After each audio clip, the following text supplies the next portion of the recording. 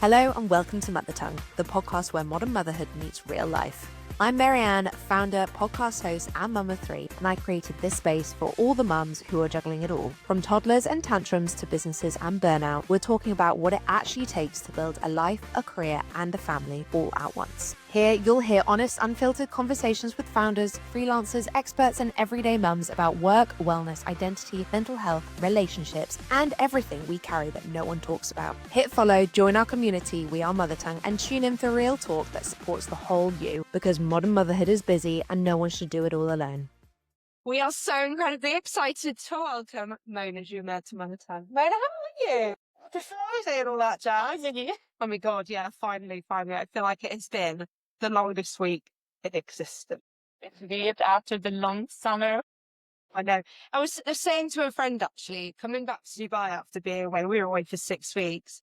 It's literally like someone putting a firework up your backside and you just, off you go. I mean, it's been the biggest reality shock I've ever had.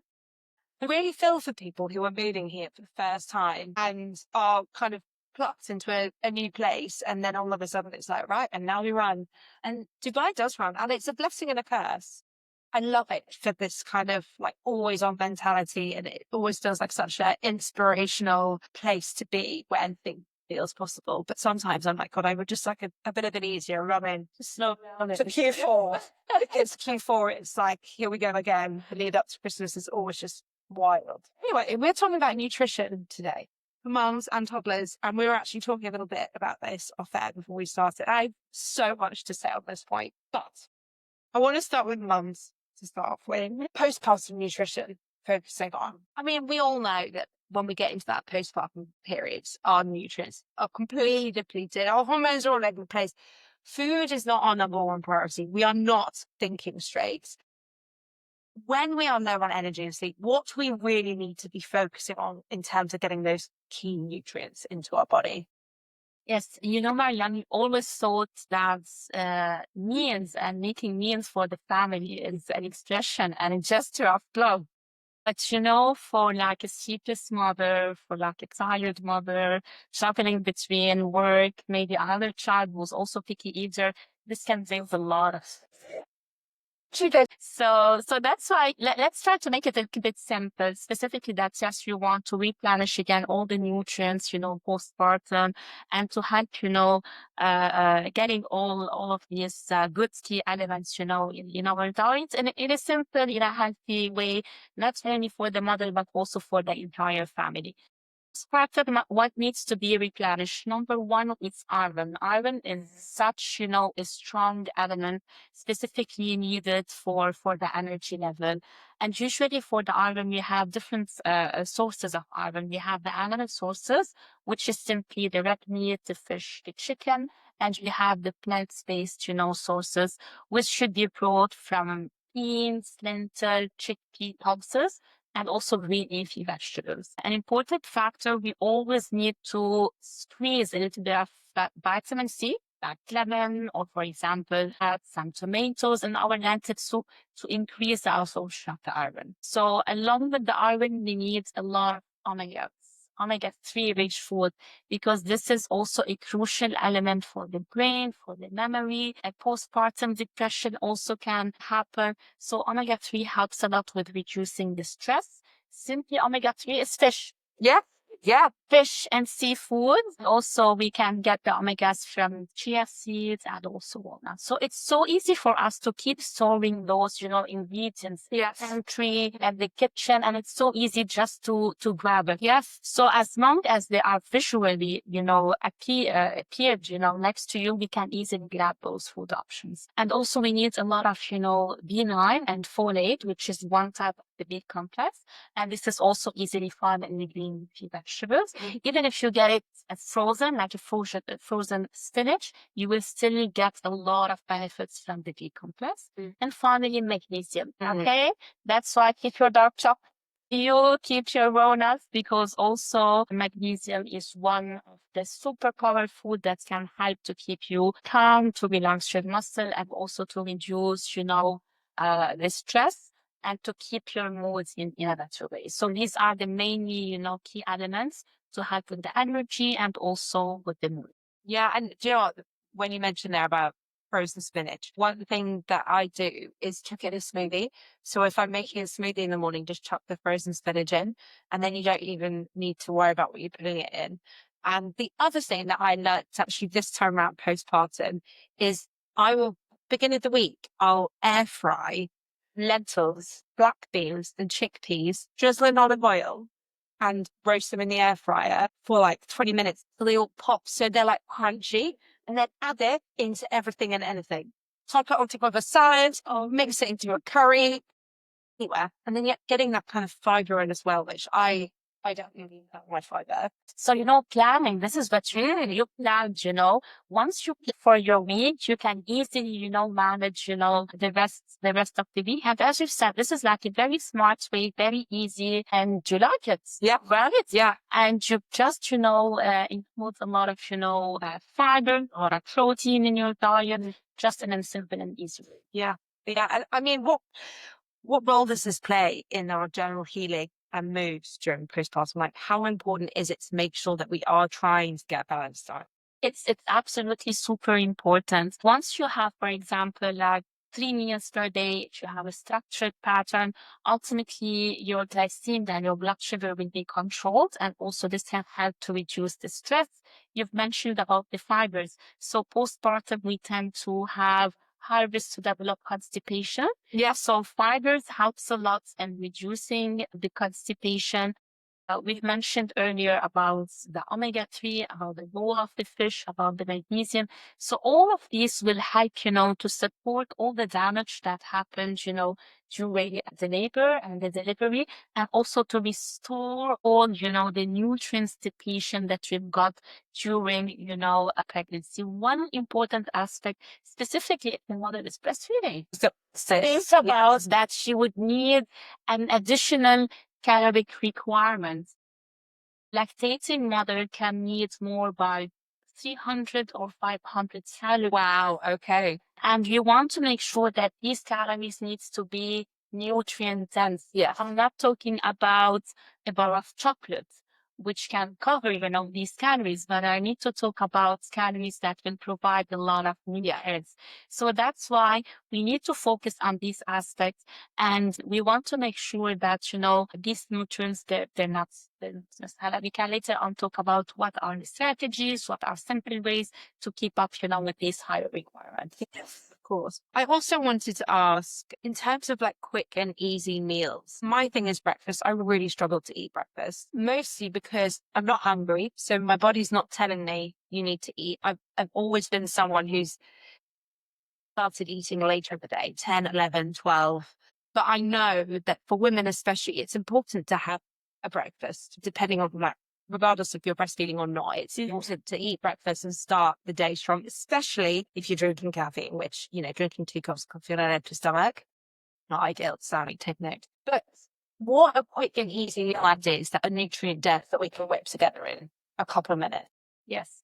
You've mentioned about breakfast. So a simple, breakfast, as you've mentioned, should be the smoothie. Yes, so you love a smoothie, yes. You can compile all the ingredients. You can pick a fruit. You can pick your frozen vegetable. You can pick something rich in protein, which could be like your dairy product, for example. And then you can add something rich in wood fat, like, for example, almond butter, peanut butter, or maybe an avocado. And here we go. Your breakfast is ready. You can also think, for example, of a quick a cup of Greek yogurt.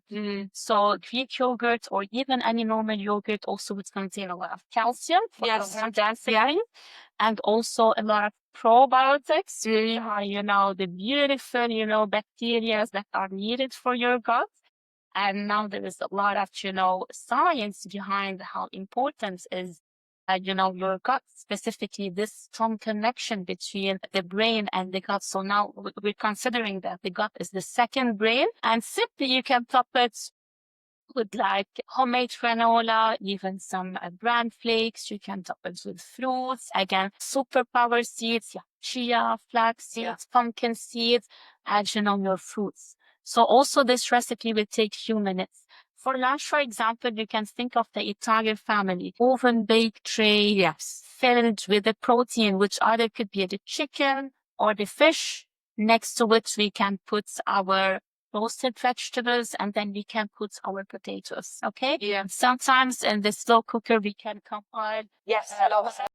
Yeah, for example, beans, chicken, tomatoes, onion, and you can leave it. And again, here we go, your casserole is ready. Yeah. So there is a lot of options that can make our life very easy. The most important thing, planning for the week. Yes. Get your weekly grocery checklist. Think about meal preparation. So even if I need to repeat my meal for 2 days to keep it in the fridge, that's absolutely fine. And my important advice as well, the entire family needs to eat the same meal. So Yes. you're not supposed to cook for yourself a healthy meal and, for example, for your husband and for the child another meal. We can make it one shared meal for the entire. I totally agree with this. And I think there's so much that you can do if you prepare. And also another thing that I would just shout there is a really great tip. Obviously, with the AI daily life that we're living in at the moment, ChatGPT will do a meal plan for you. If you say, I want to make sure that I'm including these vitamins or these foods, do me a meal plan for a week, we'll do a meal plan, we'll do you a shopping list. So you can literally just cut your time down by half, which I think is phenomenal. I then wanted to flip it on its head. Obviously, we've now said that if you're breastfeeding, you need an extra 300 to 500 calories. Let's say you've now come out the other side and we're not breastfeeding and want to lose the baby weight. Some people naturally lose it. Others, like me, I don't. I have to work at it a little bit harder. But obviously, there's a key balance of trying to still get the right nutrients in and making sure that you're eating properly, whilst also not being in a calorie deficit, but eating less. So how would you suggest people go about that? Or would you literally suggest keep making the same foods that you're making, but just eat less of it? You know, that's very important. When you want to lose the baby's weight, ideally you want to create a small calorie. Yes, I agree. But what's challenging about creating the caloric deficit, we need to keep getting a lot of nutrients. So I still want, this caloric deficit diet or pattern to be very rich in nutrients. I want to keep it satisfying. I still want to feel full, and I want to make sure that I'm happy. I'm enjoying my meals, and I want to sustain this pattern. So my first recommendation, ideally, I always tell my patients, we need to do the habit. Skipping meals is absolutely not recommended. Not a habit that you want to keep. Yes. So I still need to guarantee meal 1, meal 2, meal 3, and windows of snacks in between, while still making sure that my plate includes and contains all the food groups. I still need to keep my fruits and vegetables. I still need to keep my good quality of protein, and I still need to keep my good quality of components. To keep providing me the fibers, the energy, and also I need to keep my good fats. Yes. On each meal. So that's gonna be, the pattern, building this structure and including all of these food group on each and every plate, so that I can get, this nutrient density, and also I can get this satiety and this fullness until I reach. Yes. So that's essentially when I came to the weight loss, and I've had to do this 3 times now. I have a 30-kilo weight gainer per child, and I'm not a big person, as you can see. So yeah, it's very hard to shift, but I find that if I up my protein, because I feel hungry all the time, like I don't know what is wrong with me, but I need a lot of food to sustain me. So what I found is if I up my protein and up like my good fats, and try to avoid basically your cakes, your white bread, all of this. And my carbs are more like lentil based or chickpea based, and nuts. But just being aware that nuts are so good for you, but they're very high in calories. So it's finding that balance, isn't it? And it's really hard. It's really, really hard. And I feel like without the help of people like you or some form of knowledge about nutrition, most normal people don't really understand that food that is good for you is also quite high in calorie. And at the same time, food that is bad for you, low in calorie. So it's trying to find a balanced diet of good foods, but just trying to understand how many calories they have in them and trying to compare to stuff. It's hard. it is hard. It is hard. And, that's why understanding the whole concept, between gathering the good quality, a right portion, keeping, a good balance. This is the most important thing to manage, exactly, to manage and to go through this journey that you've done very well. Getting there slowly. I feel like a summer running around after 3 kids in someone else's house whilst I was having to work it was the one. It was the one. I wanted to now move on to the Ozempic and Manjaro wave that we're in at the moment. And obviously it's been around now for a little while. I can't think how long that society's been talking about it. But about 6 months ago, I read a very, very interesting article. And I feel like there's been a lot of pro press and negative press over the last couple of years. But this was a really interesting article that I think might have been in the Times. And it was talking about the impact that a drug like this could have globally. And it went into things like the NHS, for example, how it will relieve the NHS of dealing with issues related to obesity by 10%, and how much time, effort, energy, and resource finance that will free up to put into other areas of the NHS where it can serve people better. Another thing that the article mentioned, which I thought was so fascinating, was how much fuel airlines will save from having less overweight people on their planes and what impact that will have on the environment. Which, again, I mean, for something so small to have such a big global impact, I thought was fascinating. I'd love to know your thoughts on these weight loss drugs and where you sit in the for or against. Let us all agree that obesity is a chronic disease. Right? Obesity is not a personal choice. It's not a lack of willpower. Okay? It's a chronic disease. And it can be impacted by different factors. Genetic. 30 to 70% of your body is dictated by your genes. Wow. Your life events like pregnancy, and menopause, all of these could be contributing factors, the gender on its own. So also, some hormonal imbalance. So there is a lot of, stress, depression, all of these could be, factors that can impact and, dictate your metabolism.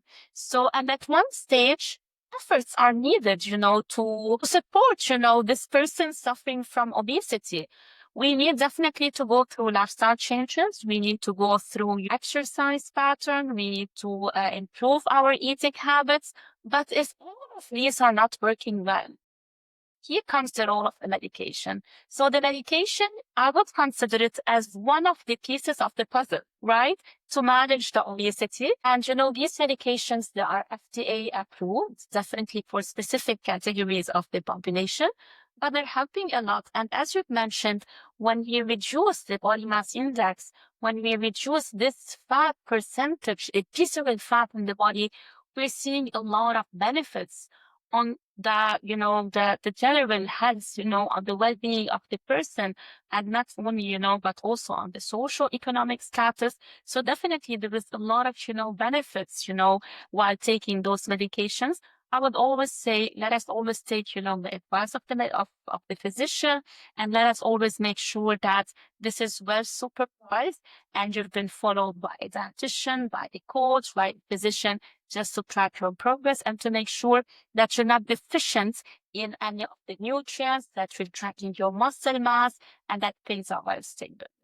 Because I think that's the thing. I mean, most of the time when I speak to people about this, it's all very, very positive. But I understand the flip side, like everything relating to food, like it can become disorderly, like most things, and also in the wrong hands, it can be quite dangerous. People who are already slim, who might want to be skinny, that's where it's dangerous. But I feel like if it's regulated, this is only going to be a good thing. That's true. There is still a lot of shame around it, though. Like, I know quite a few people who have taken it, and they never talk about it unless they're talking to someone who's also taken it, in which case they rave about it. Mm-hmm. Why is there so much shame, and how can we change this narrative? Because I really do think that there should be no shame. You better feel like a choice. Yes, because always obesity is like a shameful, and it's always like an area where you need to blame the person for the condition. So sadly, we try as much as we can to change this perspective, and also there is a lot of pressure on the healthcare provider to also change the perspective and to educate the society that this is not your mistake. You're not your error, and you don't need to feel ashamed if you're taking any medication. If you have a thyroid, condition and you're taking a thyroid medication, you're not feeling, ashamed about taking it. So why would you feel ashamed of taking a medication related to obesity? So this is how we need to change the perspective.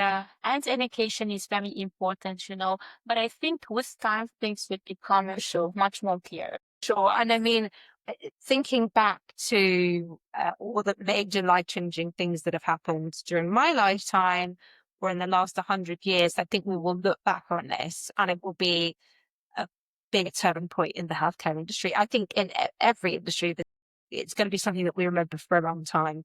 Maybe not quite on the same level as AI, but I do think this is going to change healthcare better. And I do genuinely think for the better. I want to now move on to feeding, picky eating. Now, correct me if I'm wrong, but all of my kids have gone through a picky eating phase. I just think for toddlers, it's natural. When they're learning how to push boundaries and they're kind of trying to state their face to the world, they decide what do they do pasta the next day they do. And I just think it's a normal right of toddlerhood. But how can we navigate these fussy eaters and how can we still make sure that they're getting the nutrients they need if they're decided that they don't want to eat chocolate rice cakes? Marianne, picky eaters or fussy eaters, as you said, is a normal stage. Kids are growing, they're expressing themselves, and food should be one of these expressions. And believe it or not, you are dictating your toddler's eating habits from the moment he was inside your womb. And breastfeeding is one of the strategies that is used to reduce the risk of your child or your toddler becoming fussy eater, because when you keep changing your food, the milk, the taste of the milk becomes diverse. So he's not taking the same taste on a daily basis. Right. So that's why he'll become more exposed to different, flavors, right? So that's why the natural breastfeeding is one of the tools that is used, beyond genomics benefits, but also to reduce the fussy eat. Now let's talk about the scenario where the child or, the toddler is very selective, he's refusing a lot of, the food. What would be the role of the mom? Number one, do not force. Okay? Don't put a lot of pressure, no bribery, try not to reward.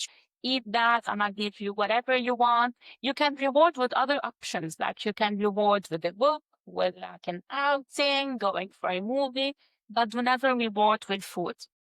Number two, we need to set a routine in the house. Discipline in sleeping, in reading, in, exercise, timings of the meal, all of these will reduce, being selective in the food.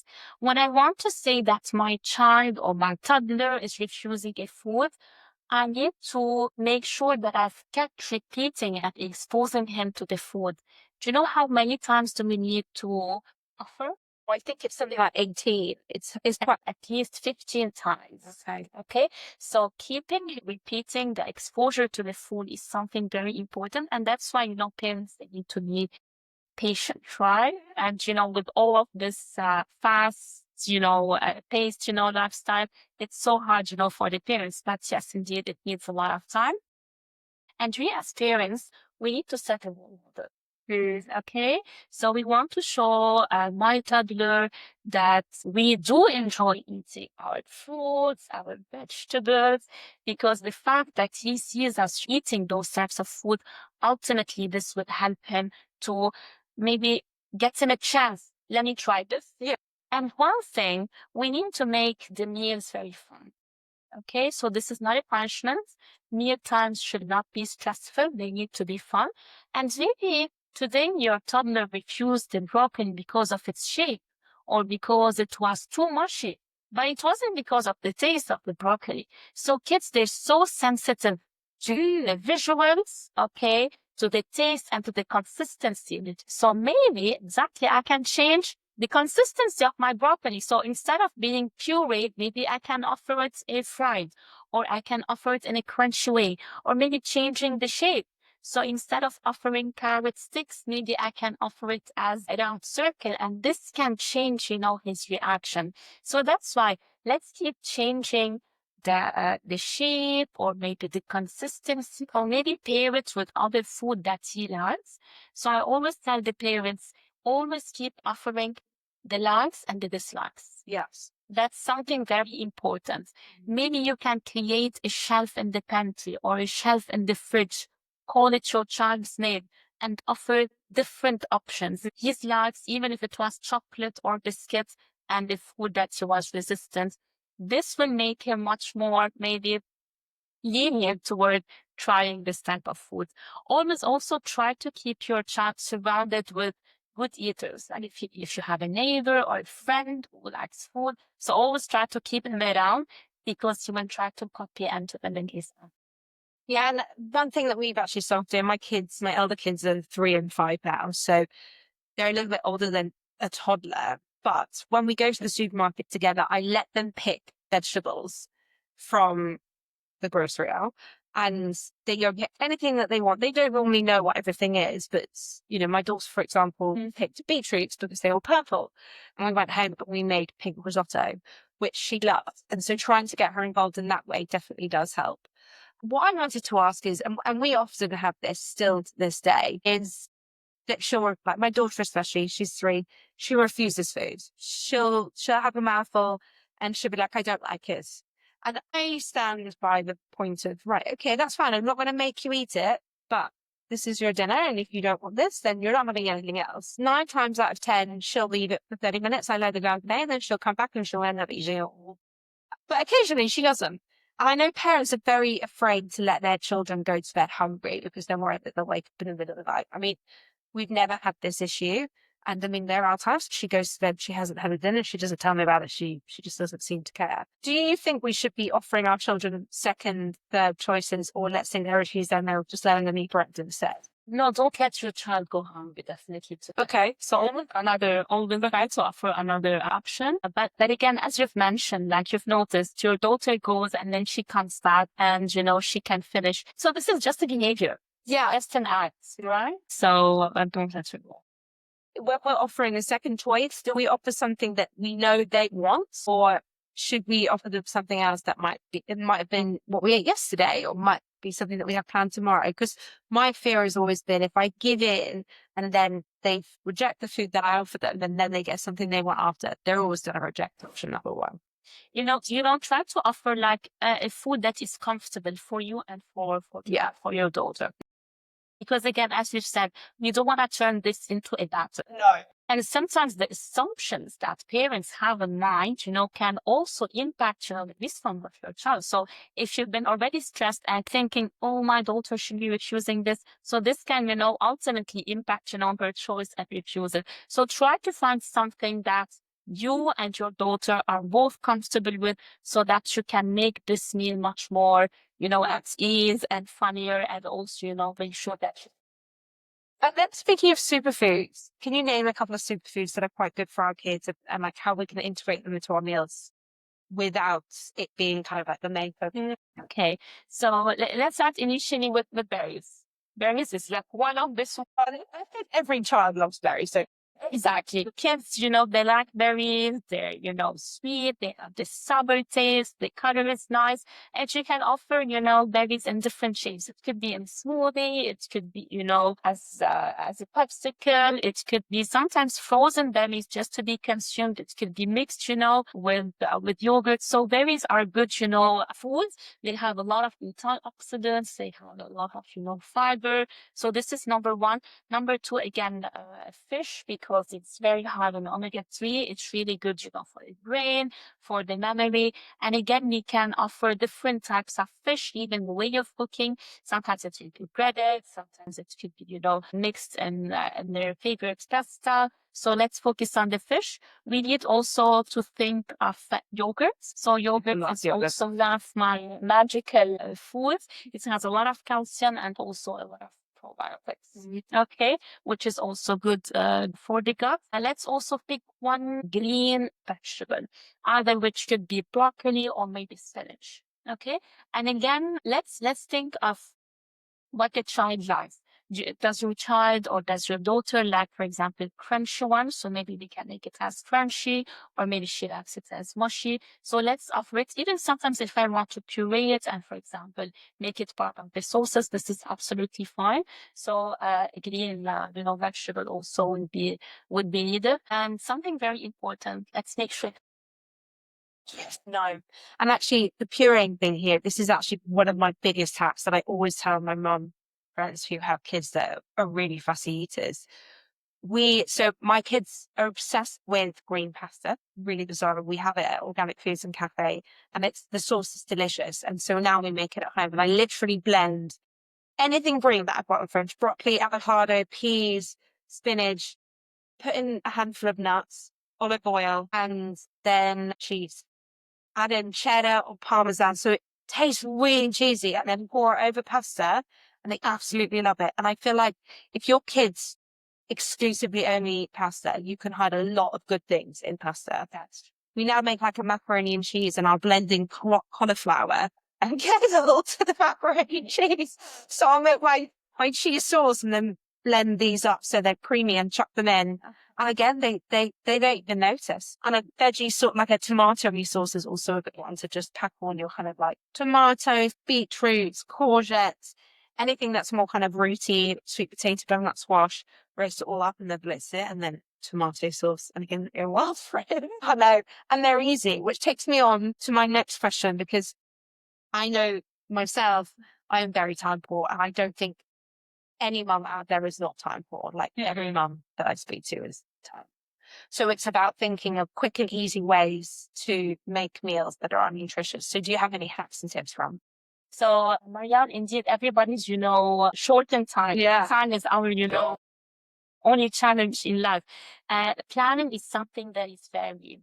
So on Sunday, plan for your week, get your grocery list done. In Dubai, everything goes on. Yeah. You don't need to go to which is one of the luxurious services that we do have. So that's something that you need to think about. And we need to think of simple, quick, easy recipes. Even if you want to keep, your meals stored in the fridge for 2 days, that's absolutely fine. You can keep it and, take it left over for tomorrow's lunch. And let's think of a recipe or a meal that the entire family is enjoying. Yeah.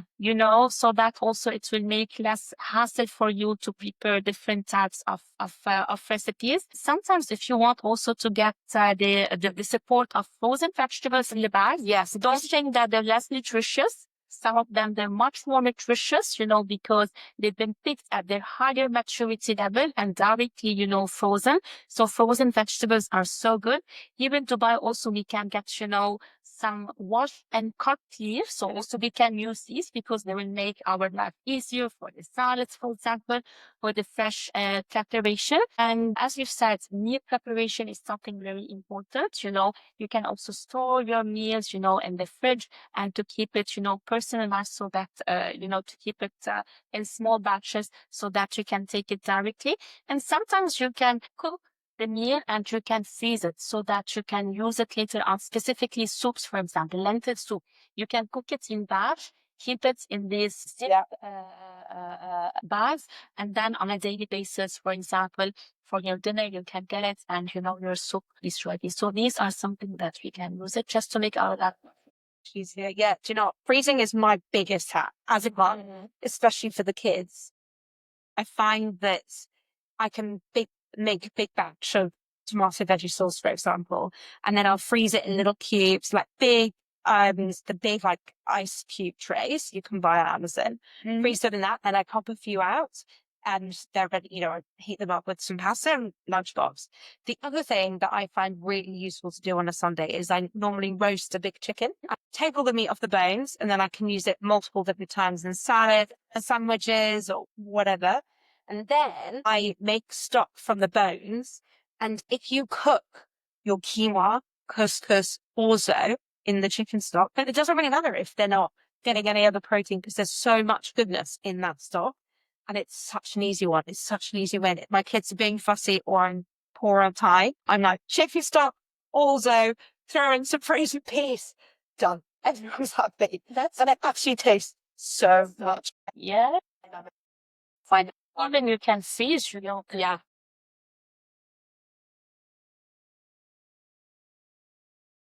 And you can buy that from the supermarket. It's pre-packaged. So I'm like, win-win. I just wanted to move on to snacks as our final thought book before we start to round off.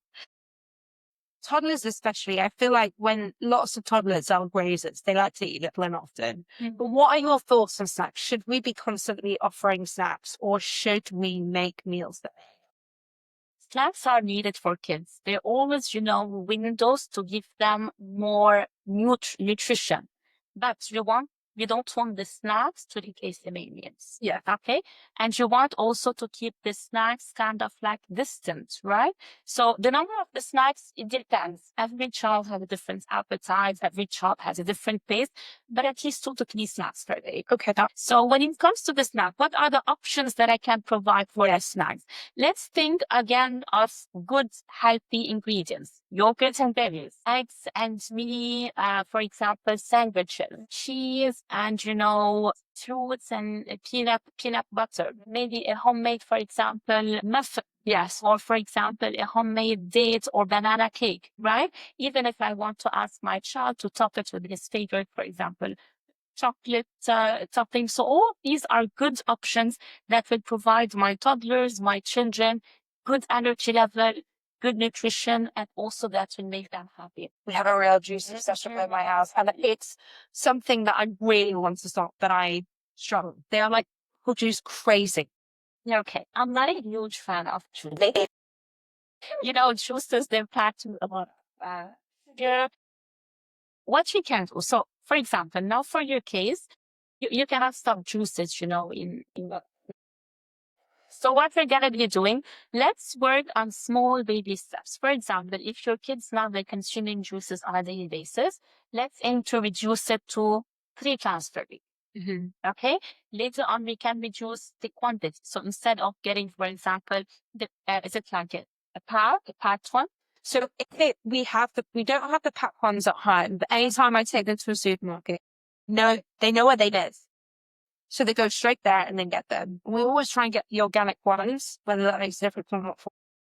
If we do have it in the house for any reason, let's say we've had friends over at the weekend that had them for brunch and we get a big juice, then I'll always give them a little bit of juice and I'll dilute it with. That's good. Which is fine. That's really. But it's when it's like, when you go to a restaurant and you ask for a kid's apple juice and they bring you a pint. I mean, you've never seen children drink something as quickly as much when children drink juice. It's like 5 seconds. It's all gone. That's true. And Fabian, as long as it's not like a daily habit and it happens only on occasion. Yeah. And what you've done, like diluting your juice with water, this is something very smart. This is what we call it. And this, works for each and every, pattern in our life. This is what I call it CIF, craving intuition feedback. Kids are craving for juice, let's give them juice. All right, so I need to do some intuitive or some healthier maybe thing, which is like I'm diluting it with water.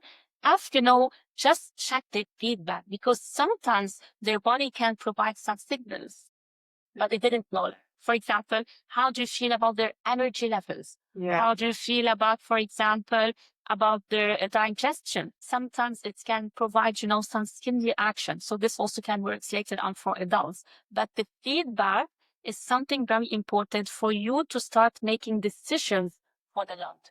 Yeah, I think it's so important. And I mean, I know myself after we've been away for summer and, they've been eating more of what they want, ice cream regularly, all this kind of stuff. I know, like, themselves that they are more irritable.